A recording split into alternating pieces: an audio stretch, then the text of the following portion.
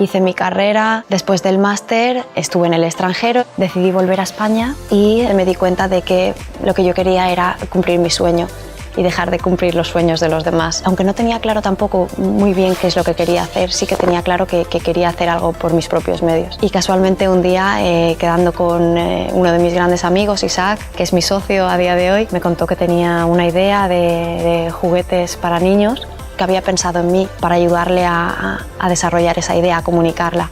Y un primer paso muy importante fue pasar por Startup EV. Primero hicimos un curso que se llama Week Emprende, que nos abrió completamente los ojos. O sea, si antes teníamos una idea, de repente dijimos, vale, tenemos un proyecto, esto se puede llevar adelante. Acudimos a Ideas UPV y les contamos el proyecto, la idea que teníamos, y ellos precisamente nos ayudaron a encauzar un poco el proyecto con unos pasos lógicos. Parte de las ventajas de ser una empresa Ideas era que nos cedieron un espacio. Primero estuvimos en un coworking como este. Es genial porque estás en compañía de muchas empresas, algunas de ellas en estadios más iniciales que tú, otras más avanzadas, entonces es muy enriquecedor. Para mí la UPV ha sido una casa durante muchos años, me ha visto crecer y me ha hecho crecer.